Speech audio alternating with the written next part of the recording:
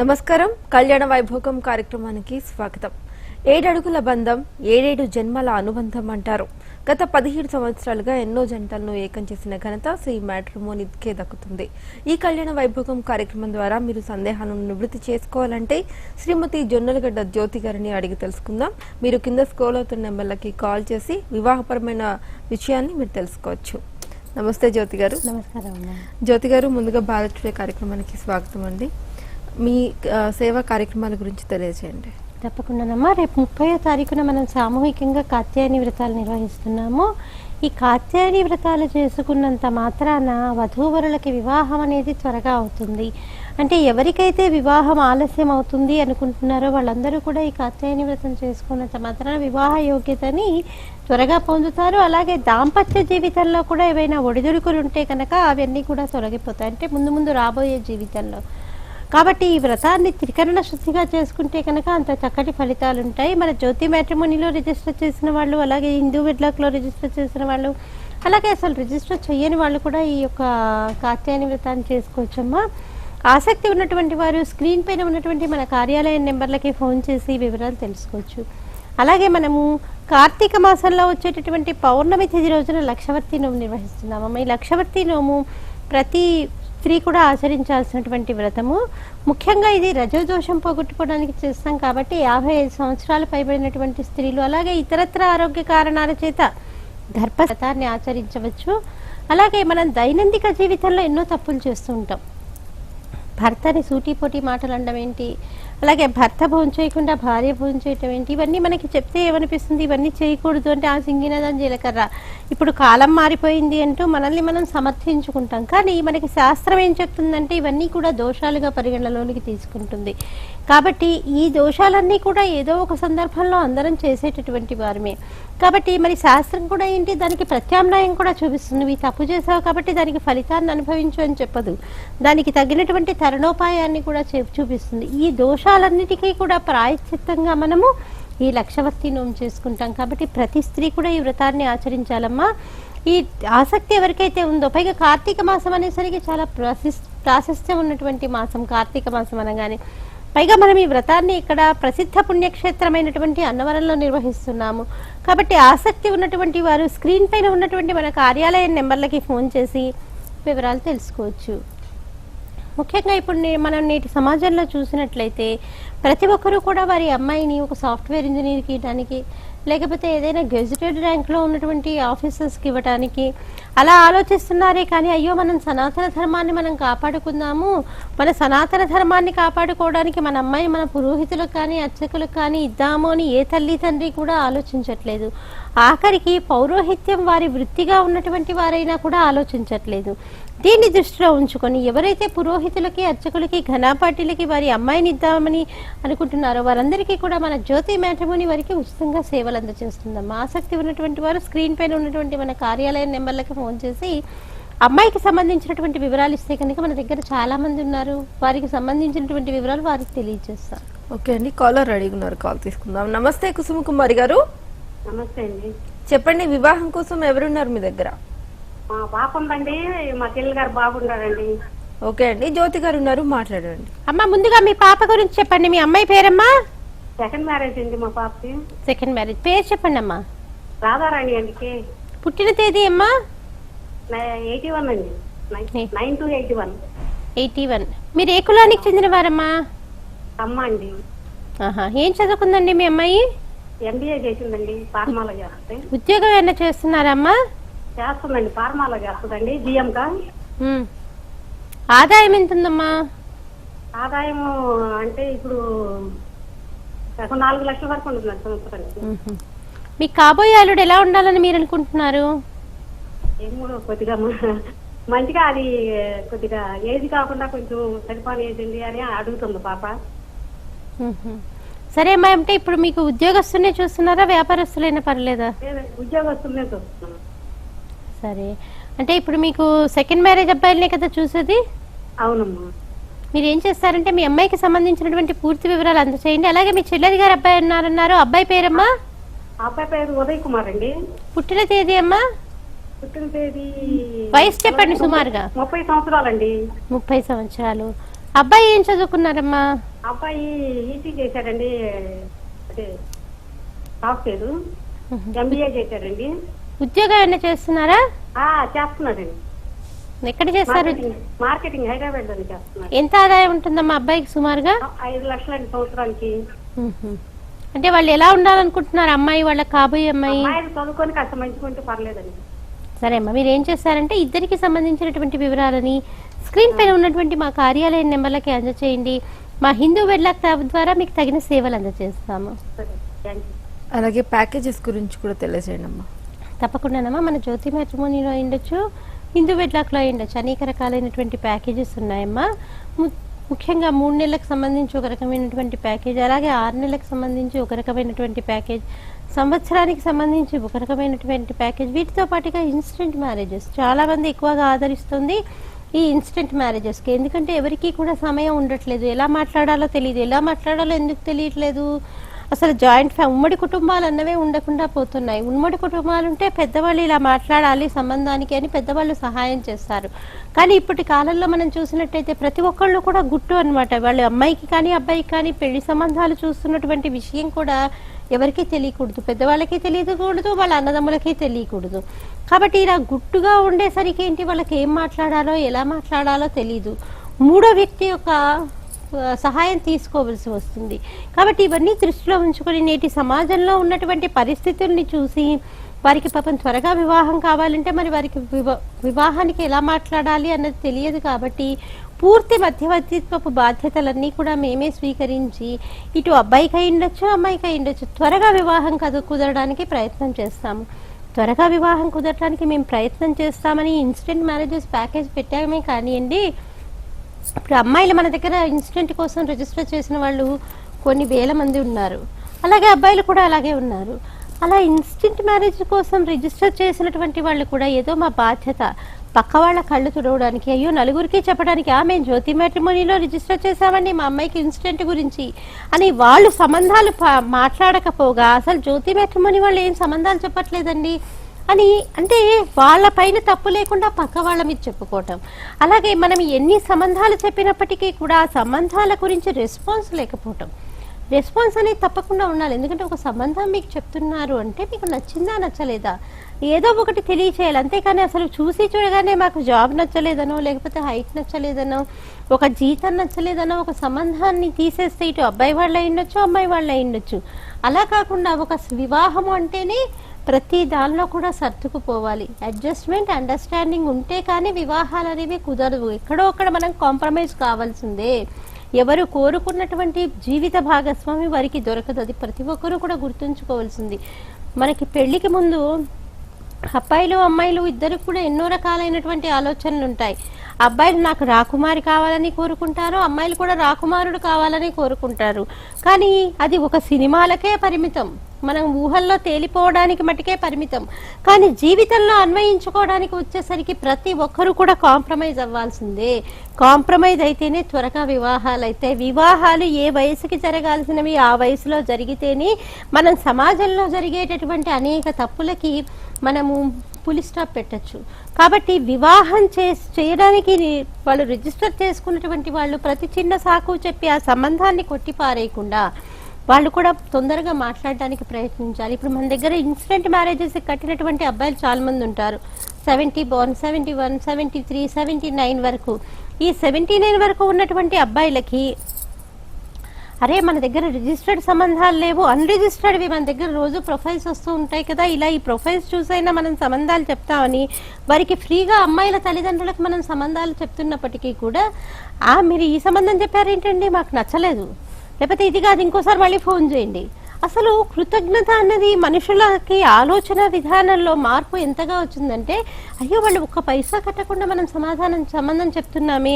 అమ్మాయి కూడా వచ్చి 70, ఇప్పుడు అబ్బాయి 70 నుంచి 79 లోపు అంటే అమ్మాయిలు కూడా 80 లోపు ఉన్న వాళ్ళనే మనం చూస్తాం. అంటే 80 లోపు ఉన్న వాళ్ళ అమ్మాయిలు అంటే ఒక రకంగా మనం కనుక నిజానికి ఆలోచిస్తే వారికి వివాహ వయసు దాటి చాలా సంవత్సరాలు అయిపోయింది.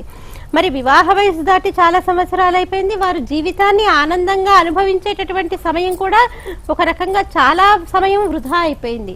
అలాంటి సమయంలో మరి ఇంకా అప్పటికి కూడా మనం ఉచితంగా సంబంధం చెప్తున్నప్పటికీ కూడా అమ్మాయి తల్లి ఏమంటుంది, ఈ సంబంధం మాకు నచ్చలేదండి, అబ్బాయికి మరి 50,000 జీతం, నాకు 75,000 ఉండాలి. ఇంకా 75,000 ఉన్నటువంటి అబ్బాయి ఆ అమ్మాయికి ఎప్పుడు దొరుకుతాడు? వాళ్ళని ఎన్ని రకాలుగా కన్విన్స్ చేసినా, అసలు ఫోన్ చేసినా ఆవిడ ఫోన్ పెట్టేస్తే ఏం చేస్తాము? కాబట్టి ఆడపిల్ల తల్లిదండ్రులు కూడా కొన్ని ఆలోచించాలి. అందున వయసు పైబడినప్పుడు, ఒక వయసు దాటిపోయినప్పుడు క్వాలిఫికేషన్ విషయంలో, హైట్ విషయంలో, ఆదాయం విషయంలో కొన్ని విషయాల్లో కనుక కాంప్రమైజ్ అయితే చాలా బాగుంటుందాం. ఎందుకంటే 70 నుంచి 79 వరకు, ఆల్మోస్ట్ 81 వరకు కూడా ఉండనుకోవచ్చు. ఈ అబ్బాయిలందరూ కూడా ఏంటంటే అప్పుడు చదువు పైన ఇంత అవగాహన లేదు. ఎంసీఏలు, ఎంబీఏలు అప్పుడు అంతగా లేవు. ఇంజనీరింగ్లు అసలే ఎక్కువగా లేవు. చాలా తక్కువ మంది ఇంజనీరింగ్ పట్టా పుచ్చుకునే వాళ్ళు ఉన్నారు. ఇప్పుడంటే చాలా వచ్చేసాయి, కాలేజీలు అలాగే వచ్చాయి, స్టూడెంట్స్ కూడా చాలా మంది వస్తున్నారు. కానీ ఇప్పటి కాల పరిస్థితులతో పోలిస్తే అప్పుడు ఇంజనీరింగ్ స్టూడెంట్స్ చాలా తక్కువ. అలాగే మామూలు డిగ్రీనే అప్పుడు చాలా ఎక్కువ అనిపించేది. చక్కటి జీతం వచ్చేస్తే అప్పుడు పిల్లలు చదువు మానేశారు. కొంతమంది చదువు అబ్బక మానేసిన వాళ్ళు ఉండి ఉండవచ్చు.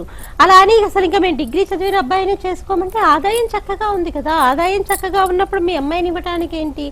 మనం ఒక ఆదాయము చూడాలి, ఎన్ని సంవత్సరాల నుంచి ఆ కంపెనీలో అబ్బాయి చేస్తున్నాడో చూడాలి, అలాగే వాళ్ళ ఫ్యామిలీ బ్యాక్గ్రౌండ్ కూడా చూడాలి. అసలు వివాహము అని నిశ్చయించుకోగానే అసలు మా అమ్మాయితో పాటు అత్తగారు మామగారు ఉండడానికి వీల్లేదు అన్నటువంటి ధోరణిలో తల్లి తండ్రి ఆలోచిస్తున్నారే కానీ, తండ్రి అనడానికి వీల్లేదు, తల్లి ఆలోచిస్తోందే కానీ అసలు వివాహాన్ని త్వరగా చేద్దాము అన్నటువంటి ఆలోచనతో అసలు తల్లిదండ్రులు ఉండట్లేదేమో అనిపిస్తుందమ్మా. కాబట్టి ఈ ఇన్స్టెంట్ మ్యారేజెస్ లో కూడా మాకు అనేక రకమైనటువంటి సమస్యలు ఎదురవుతున్నప్పటికీ కూడా మనం ఈ ఇన్స్టెంట్ మ్యారేజెస్ ని ఇలా 5 సంవత్సరాల బట్టి చాలా ధైర్యంగా ముందుకు తీసుకురావడానికి కూడా కారణం ఏంటంటే, ఎలా అయినా కానీ మనం సంబంధాలు కుదర్చాలి, ఎలా అయినా కానీ వారిని ఒక రకంగా కాంప్రమైజ్ చేయడానికి ప్రయత్నం చేయాలి, ఇది కాదు ఇలా చేస్తే త్వరగా అవుతుందని అన్నటువంటి ముఖ్య ఉద్దేశంతో ఇంకా ఈ ఇన్స్టెంట్ మ్యారేజ్ని ఎలా త్వరగా కుదర్చాలని అనేక రకాలైనటువంటి షోస్ చేయడం ద్వారా, యూట్యూబ్లో కొన్ని క్లిప్పింగ్స్ పెట్టడం ద్వారా ఇవి చేస్తూ ఉన్నాం అనమాట. కాబట్టి ఇన్స్టెంట్ మ్యారేజెస్లో రిజిస్టర్ చేసుకున్నటువంటి అమ్మాయిలు, అలాగే ఈ ఫ్రీగా చెప్పేటటువంటి అమ్మాయిల తల్లిదండ్రులు కూడా ఇది గమనించి వారి పిల్లలకి త్వరగా వివాహం చేయాలన్నటువంటి ఆలోచనతో ఉంటే బాగుంటుందమ్మా. ఓకే అండి. అలాగే దంపతులు అంటే త్రిమూర్తుల్ని మనం తీసుకుంటాం, వాళ్ళ నుంచి మనం నేర్చుకోవాల్సింది ఏంటి? ఇప్పుడు నిజానికి చక్కటి ప్రశ్న అమ్మా. ఇప్పుడు ప్రతి ఒక్కరూ కూడా ఏమనుకుంటారు, ఇప్పుడు అమ్మాయికి పెళ్లి చేసి అత్తగారింటికి పంపించగానే అమ్మాయికి ఆలోచన ఉందో లేదో మనకు తెలియదు, పక్కన పెట్టేసేయండి. అసలు అమ్మాయిని కాపురానికి పంపించేటప్పుడే ఒకవేళ ఏ తల్లినైనా నొప్పించుంటే మన్నించాలి, కానీ అసలు ఏదైనా మాట అనగానే అమ్మ చెప్పేది ఏంటి, అమ్మ సర్దుకుపో, మీ నాన్నగారు వాళ్ళు ఇలాగే చేశారు, మీ నాయనమ్మ ఇలాగే వచ్చింది, మీ అమ్మమ్మ ఇలాగే వచ్చిందని ఏ తల్లి కూడా ఇప్పుడు ఆడపిల్లకి నచ్చచెప్పేటటువంటి స్థితిలో ఉండట్లేదు. నీకేం తక్కువ, మేము ఎంత చదివించాము, ఎంత కష్టపడి చదివించాము, ఇంత చక్కగా ఉద్యోగం చేసుకుంటున్నావు, నువ్వు ఈ పని చేయడానికి నువ్వెందుకే పని చేయడానికి వాళ్ళ ఇంటికి వెళ్ళావా అని తల్లి అలా అంటుంటే ఇక ఆడపిల్ల అక్కడ ఎలా అడ్జస్ట్ అయిపోతుంది? మరి అలాగే త్రిమూర్తుల్ని చూసుకోండి. మరి త్రిమూర్తుల్ని చూసుకున్నప్పుడు ముందుగా బ్రహ్మగారిని తీసుకుందాం. బ్రహ్మగారు అంటే మనకి అందరికంటే కూడా పెద్దవాడు కాబట్టి బ్రహ్మగారిని తీసుకుందాం. మరి సరస్వతీదేవి అసలు వాక్కులకన్నిటికీ కూడా అధిదేవత ఆవిడే. ఎవరమైనా ఉచ్చ స్థితిలో అంటే ఎవరమైనా ఒక చక్కటి స్థితిలో ఉండి 4 మాటలు చెప్పగలుగుతున్నాము అంటే ఆ తల్లి యొక్క అనుగ్రహం లేనిది మనకి రాదు. ఎవరైనా పరీక్షల్లో ఉత్తీర్ణులవుతున్నారు అంటే ఆ తల్లి యొక్క అనుగ్రహం ఉండాల్సిందే. మరి అంతటి తల్లి కూడా నిరంతరం బ్రహ్మగారి పక్కన కూర్చొని ఆయన చెబుతున్నటువంటి విషయాలని ఆలకిస్తూ వీణానాదం చేస్తూ ఎందుకుంటుంది అంటే ఆవిడకి ఎవరు చెప్పలేదా ఎప్పుడు నువ్వు ఆయన చెప్పిన విషయాలు వింటూ వీణ వాయిస్తూ తలుపుతూ ఉంటావు, ఎందుకే నువ్వు హాయిగా గదిలో విశ్రాంతి తీసుకొని సరస్వతీదేవికి వాళ్ళ అమ్మగారు చెప్పలేక? అంటే త్రిమూర్తులుగా ఉండి ఏం చేస్తున్నారు, వారికి అసలు దంపతులు అంటే ఎలా ఉండాలో తెలియజేస్తున్నారు. ఇన్ని వాక్కులకి అధిదేవత అయినటువంటి ఆ వాగ్దేవి కూడా బ్రహ్మగారి పక్కన కూర్చొని తల ఊపుతూ ఉంటుంది. మరి బ్రహ్మగారు ఏం చేశారు? బ్రహ్మగారు ఏదో సరస్వతీదేవి మాటల్ని ఇస్తుంది, పలుకుల్ని ఇస్తుంది, విద్యని ఇస్తుంది, జ్ఞానాన్ని అనుగ్రహిస్తుందని ఆయన ఊరుకోలేదు. ఆవిడని తన నాలిక పైన పెట్టుకున్నారు. ఎందుకు? వేదాలన్నీ కూడా ఆయన 4 ముఖాల్లోనే ఉంటాయి కాబట్టి ఆ సరస్వతీదేవిని తీసుకొచ్చి ఆయన తన నాలిక పైన పెట్టుకున్నారు.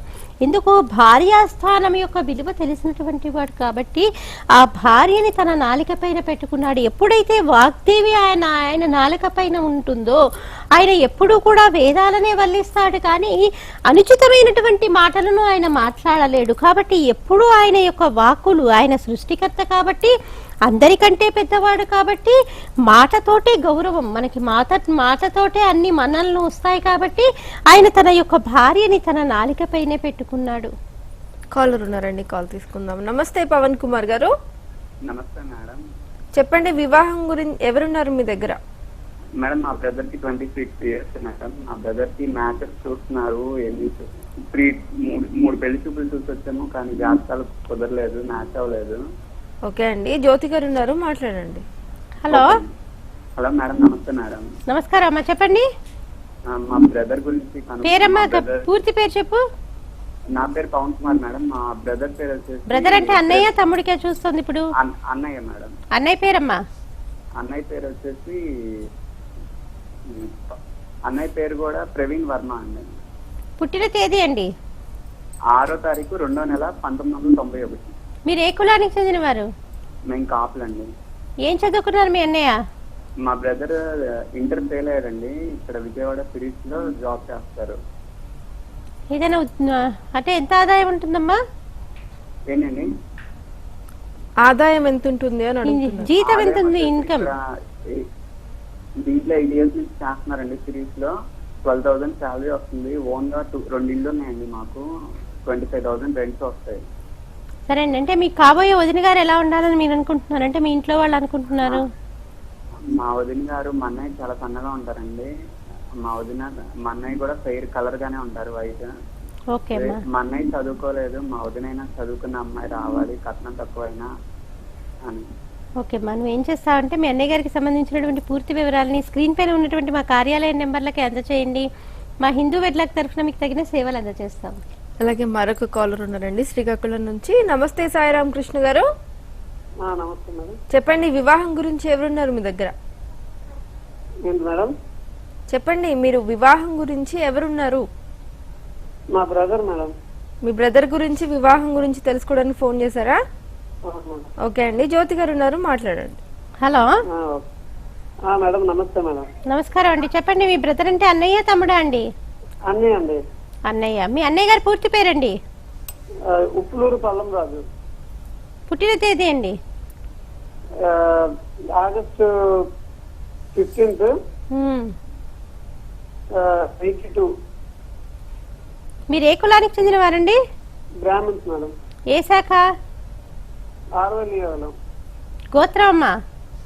ఆత్రేసి గోత్రం. ఏం చదువుకున్నారు మీ అన్నయ్య? డిగ్రీ చేశాడండి, బిఏ. డిగ్రీ చేశాడు. ఎక్కడ ఉద్యోగం చేస్తున్నారమ్మా? ఆయన సీట్స్ రిప్రజెంట్ గా చేస్తున్నాడు మేడం, శ్రీకాకుళంలో. ఎంత ఆదాయం ఉంటుంది? జీతం ఎంత ఇస్తారు? 50,000 ఇస్తారు మేడం. 15,000. 15? 15,000. మీ కాబోయే వదిన గారు ఎలా ఉండాలని మీరందరూ అనుకుంటున్నారమ్మా మీ ఇంట్లో వాళ్ళు?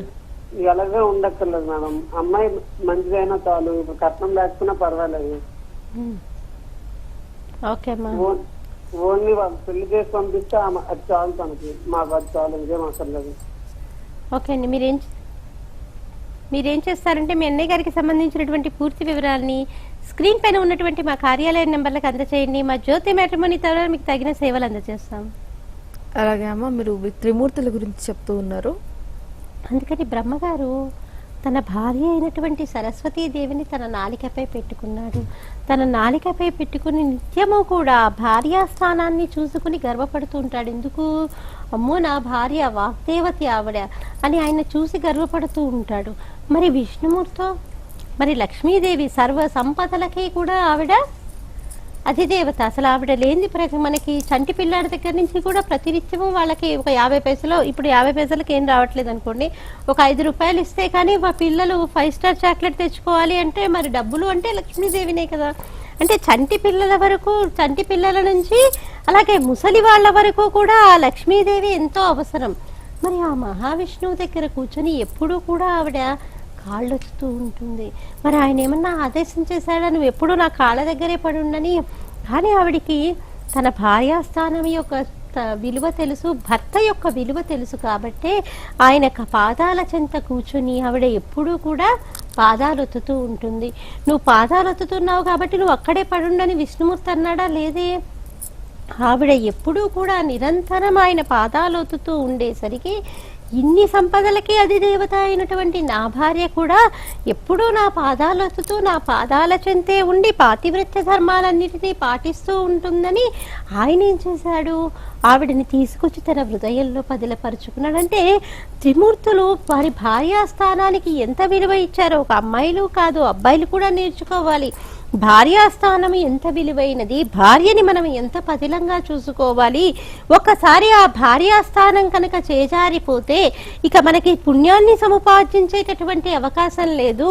ఇక ఎటువంటి శుభకార్యాలు మన చేతుల మీద మనం చేసుకోలేము.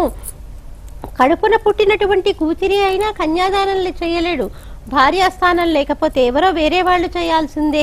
యజ్ఞయాగాది క్రతువులు చేసేటప్పుడు పక్కన భార్య లేకపోతే పీటల మీద కూర్చోటానికి లేదు. ఆవిడికి అస్వస్థతగా ఉంటే ఆవిడ జాకెట్ బొడ్లో దోపుకొని పీటల మీద కూర్చోవచ్చేమో. అసలు ఆ స్థానమే లేకపోతే ఇంకా అతనికి ఎటువంటి పుణ్యాన్ని సముపార్జించేటటువంటి అవకాశం ఉండదు. అది తెలియచేయటానికి విష్ణుమూర్తి భార్యని తన హృదయంలో పెట్టుకున్నాడు. అమ్మవారు కూడా పాతివ్రత్య ధర్మాలను తెలియచేయటానికి ఎంత ఐశ్వర్యంలో ఉన్నా, నువ్వు పుట్టింట్లో ఎంతో గారాభంగా పెరిగి ఉండవచ్చు, మీ నాన్నగారు చిటిక వేస్తే నీకు 10 మంది డ్రైవర్లు వచ్చి కారు డోర్ తీసి నీకు ఎక్కడానికి అవకాశం ఇవ్వచ్చు. కానీ నువ్వు వచ్చిన తర్వాత నీకు 10 కార్లు కాదు 1 కారు ఉన్నా కానీ నీ భర్తని గౌరవించటం నేర్చుకో, భర్త యొక్క స్థానం యొక్క విలువ తెలుసుకో. ఎందుకు భర్త ఇచ్చినట్లుగా అమితంగా ఏ స్త్రీకి కూడా ఎవ్వరూ ఇవ్వలేరు. ఒక తండ్రి ఎంతో ప్రేమగా పెంచవచ్చు. తండ్రి అంటేనే అసలు కూతురంటేనే తండ్రికి పంచప్రాణాలుగా ఉంటాయి. కొండ మీద కోతిని తీసుకొచ్చి తండ్రి ఇవ్వగలగచ్చు, కానీ ఇంకా ఏది కావాలన్నా కూడా తండ్రి అందియచ్చేమో. అన్నదమ్ములు కూడా అంత ప్రేమగా చూసుకోవచ్చేమో, కానీ భర్త ఇచ్చినట్లుగా ఎవరు ఇయ్యలేరు. ఎందుకు? భర్త ఏం చేస్తాడు, తను చేసేటటువంటి పుణ్యంలో సగభాగము భార్యకి వెళ్ళిపోతుంది. ఎటువంటి అగ్రిమెంట్ అక్కర్లేదు దీనికి. ఒకసారి మనం సంకల్పం చెప్పుకున్నాము అంటే ధర్మపత్ని సమేతస్య అని పురుషుడు సంకల్పం చెప్పుకుంటున్నాడు అంటే అలా సంకల్పం చెప్పుకున్నప్పుడు వాళ్ళు చేసేటటువంటి క్రతువులో సగభాగం పుణ్యం వెళ్ళిపోతుంది. ఒకవేళ భర్త ఏదైనా గోదానం చేయటానికి గోవు కోసం ఒక 50,000 దానం చేశారనుకో, అందులో భార్య 1 పైసా ఇవ్వద్దు అని భర్తని రాచి రంపాన పెట్టినప్పటికీ కూడా ఆ చేసిన దానిలో సగం పుణ్యం భార్యకి వెళ్ళిపోతుంది. ఒక కాలర్ తీసుకుని తర్వాత మనం మాట్లాడుకుందాం. అమ్మా నమస్తే పద్మ గారు. నమస్తే అండి. చెప్పండి, వివాహం కోసం ఎవరున్నారు మీ దగ్గర? మా దగ్గర మా సిస్టర్ ఉందండి. ఓకే అండి, జ్యోతి గారు ఉన్నారు, మాట్లాడండి. హలో. నమస్తే జ్యోతి. అమ్మా నమస్కారం. చెప్పండి అమ్మా, మీ అక్కయ్య చెల్లెలా? మా చెల్లెలండి. చెల్లెలే. ఏం పేరమ్మా మీ చెల్లెలది? సారిక మేడం. పుట్టిన తేదీ అమ్మా? 9/3/1990. ఏ కులానికి చెందిన వారమ్మా? మున్నూరు కాపు మేడం. ఏం చదువుకున్నారమ్మా మీ చెల్లెలు? మా చెల్లెలు బిఏడి కంప్లీట్ అయింది మేడం. ఉద్యోగం ఏమైనా చేస్తుందమ్మా? ఉద్యోగం ఏం లేదు, ప్రస్తుతానికి ఇంట్లోనే ఉంది. ఆలోచన ఏమన్నా ఉందా ఉద్యోగం చేసే ఆలోచన? అంటే ట్రై చేస్తుంది మేడం, చేసే ఆలోచన ఉంది. అయితే మీ కాబోయే అబ్బాయి అంటే మీ బావగారు ఎలా ఉండాలి, మరిది గారు ఎలా ఉండాలనుకుంటున్నారు? మంచి జాబ్ చేయాలి మేడం, మంచి కుటుంబం అయి ఉండాలి, జాబ్ ఉండాలి, ఖచ్చితంగా ఏదైనా మంచి జాబ్ ఉండాలి. సరే అమ్మా, మీరు ఏం చేస్తారంటే మీ చెల్లెలికి సంబంధించినటువంటి పూర్తి వివరాలని స్క్రీన్ పైన ఉన్నటువంటి మన కార్యాలయం నెంబర్లకి ఫోన్ చేసి వివరాలు అందించినట్లయితే మా హిందూ వెడ్లాక్ తరఫున మీకు తగిన సేవలు అందజేస్తాము. అలాగే మరొక కాలర్ ఉన్నారండి. నమస్తే భాస్కర్ రావు గారు. నమస్తే అమ్మా. చెప్పండి, వివాహం కోసం ఎవరున్నారు మీ దగ్గర? మా అబ్బాయి అమ్మా. ఓకే అండి, జ్యోతి గారు ఉన్నారు, మాట్లాడండి. భాస్కర్ రావు గారు చెప్పండి, మీ దగ్గర వివాహానికి మీ అబ్బాయి ఉన్నారన్నారు కదా, పేరండి? శివకుమార్ అమ్మా. పుట్టిన తేదీ అండి? 26/10/82 అమ్మా. ఏ కులానికి చెందిన వారండి? తెలగా అండి, కాపు. ఏంటమ్మా? కాపు. తెలగ కాపు. ఏం చదువుకున్నారు మీ అబ్బాయి? బీకామ్ చదువుతున్నాడమ్మా. ఎక్కడ ఉద్యోగం చేస్తున్నారు? తిరుపతిలో చేస్తున్నారమ్మా, హార్డ్వేర్ ఇంజనీరింగ్. ఎంత ఆదాయం ఉంటుందండి? 33 అమ్మా వయసు. మీ కాబోయే కోడలు ఎలా ఉండాలని మీరు అనుకుంటున్నారు సార్? కొంచెం మాలో కలిసి ఉండాలనుకుంటున్నాం అమ్మా. ఓకే అమ్మా. మీరేం చేస్తారంటే మీ అబ్బాయికి సంబంధించినటువంటి పూర్తి వివరాలని స్క్రీన్ పైన ఉన్నటువంటి మా కార్యాలయ నెంబర్లకి అందచేయండి. మా హిందూ వెట్లాక్ తరఫున మీకు తప్పకుండా తగిన సహాయం అందజేస్తాము. అలాగే అండి, త్రిమూర్తుల గురించి మాట్లాడుకుంటున్నాం. మరి ఆ విష్ణుమూర్తి కూడాట ఆయన ఎప్పుడూ కూడా స్థితికారుడు కాబట్టి, ఆయన ఎప్పుడు ఎక్కడి నుంచి ఎవరు దండెత్తి వస్తారో తెలియదు కాబట్టి ఆయన 1000 కవచాలను కట్టుకొని ఉంటారు. 1000 కవచాలను కట్టుకొని ఉంటాడు. ఎవరైనా వచ్చి లక్ష్మీదేవిని పొగిడితేట అసలు ఎంతో మంది రాక్షసులతో యుద్ధం చేసినప్పటికీ కూడా తెగిపోనటువంటి ఆ కవచాలు అమ్మవారిని పొగుడుతూ ఉంటే కనుక అమ్మో నా భార్య అన్నటువంటి పొంగొచ్చేసరికి ఆ విష్ణుమూర్తి కట్టుకున్నటువంటి 1000 కవచాలు కూడా తెగిపోతాయిట. అంటే భార్య అంటే ఎంత జాగ్రత్తగా చూసుకోవాలి. ఒక భార్యని పొగుడుతూ ఉంటే దీన్ని పొగుడుతున్నారేంటి, ఇదంతా నాదే అనుకోవటం కాదు, ఆ భార్యా స్థానాన్ని ఎంత గౌరవంగా చూసుకోవాలి అన్నది మనం విష్ణుమూర్తి దగ్గర నుంచి లక్ష్మీదేవి దగ్గర నుంచి కూడా నేర్చుకోవచ్చు. అంటే ఆవిడ ఎప్పుడూ కాళ్ళొత్తుతూ ఉంది కదా అని ఆవిడని కాళ్ళ దగ్గరే పెట్టకుండా ఎంతో పదైలంగా హృదయంలో పెట్టుకొని భార్యని పొగుడుతూ ఉంటే తనను పొగిడిన దానికంటే కూడా ఎంతో ఆనందపడేటటువంటి ఆయన మన స్థితికర్త. మరి ఇంకా పరమశివుడి దగ్గరికి వస్తే మరి బ్రహ్మగారేమో ఒక నాలికపైనే పెట్టుకున్నాడు, విష్ణుమూర్తి హృదయంలో పెట్టుకున్నాడు. మన పరమశివుడైతే ఏకంగా తన శరీరంలో సగభాగాన్నే ఇచ్చేశాడు. ఎందుకు? ఆవిడ లేనిది నేను లేను, నేను లేనిది ఆవిడ లేదు అన్నది మనకి తెలియచేయటానికే. భార్యాభర్తలని చెప్పుకోవడానికి శరీరాలు ఇద్దరిగా కనిపిస్తున్నాయేమో కానీ వాళ్ళిద్దరూ ఒకటే అన్నటువంటి విషయాన్ని మనకి తెలియచేయటానికి ఆ పరమశివుడు తన శరీరంలో సగభాగాన్ని ఎడమవైపు భాగాన్నంతా కూడా భార్యకి ఇచ్చేశాడు. ఇదే విషయాన్ని మనకి శంకర భగవత్పాదుల వారు దెప్పి పొడిచారు కూడా. అమ్మ నీకు అయ్యవారు సగభాగమే ఇచ్చారు కానీ నాకు ఒక సందేహం కలుగుతోంది, నువ్వు పూర్తి శరీరాన్ని దొంగిలించావేమో అన్నట్టుగా శంకర భగవత్పాదుల వారు అమ్మవారిని అడిగితే అదేమిటి శంకర అలా అంటున్నావంటే, లేదమ్మా పరాచకానికి అన్నాను. అంటే అమ్మవారేమో ఎర్రగా ఉంటుంది, పరమశివుడేమో తెల్లగా ఉంటాడు. కాబట్టి ఏంటి, ఎప్పుడైతే ఎరుపు తెలుపు కలిసిందనుకోండి ఎరుపు రంగే కనిపిస్తుంది కానీ తెలుపు రంగు కనిపించదు కదా. అందుకని శంకర భగవత్పాదుల వారు త్వయా హృత్వా వామం వపుః అపరితృప్తేన మనసా శరీరార్థం శంభో శంఖే వృతమభూత్ యదే తత్వద్రూపం సకలమరుణాభాం త్రినయనం కుచాభ్యామానమ్రం కుటిలససి చూడాల మకుటం అంటూ అమ్మవారిని దెప్పి పొడిచాడు. ఏమని, నువ్వు మా స్వామి సగం భాగమే ఇస్తే నువ్వు పూర్తి శరీరాన్ని దొంగిలించేసావమ్మా అంటూ చమత్కరించారు. ఈ శ్లోకాన్ని ఎవరైతే తప్పులు లేకుండా అమ్మవారిది అయ్యవారిది కలిసి ఉన్నటువంటి అర్ధనారీశ్వరుడి మూర్తి పెట్టుకొని ప్రతినిత్యం మననం చేస్తూ ఉంటారో చెప్పుకుంటూ ఉంటారో, దంపతుల మధ్య ఏదైనా చిన్న చిన్న మనస్పర్ధలున్నా వారి అన్యోన్యతలో ఏదైనా లోపం ఉన్నప్పటికీ కూడా ఈ శ్లోకాన్ని అంటే త్రికరణ శుద్ధిగా తప్పకుండా నేను ఈ శ్లోకాన్ని చదువుతున్నాను కాబట్టి నేను కోరుకున్నటువంటి కోరిక తీరుతుంది అన్నటువంటి దృఢమైనటువంటి సంకల్పంతో దీన్ని ఎవరైతే చదువుతారో తప్పకుండా వారి దాంపత్య జీవితం చాలా ఆనందదాయకంగా మారుతుంది. నిజంగా ముగ్గురు మూర్తుల గురించి కూడా ఎంతో చక్కగా వివరించారండి. ధన్యవాదాలు జ్యోతి గారు. మా ఛానల్కి వచ్చి మాకు ఎన్ని వివరాలు తెలియజేశారు, అలాగే కాల్స్ యొక్క సందేహాన్ని కూడా ఎవరు చేశారు. ధన్యవాదాలు. చూసారు కదండి, ఇది వాళ్ళ కళ్యాణ వైభోగం కార్యక్రమం. చూస్తూనే ఉండండి భారత్ టుడే, భారతీయుల హృదయ స్పందన.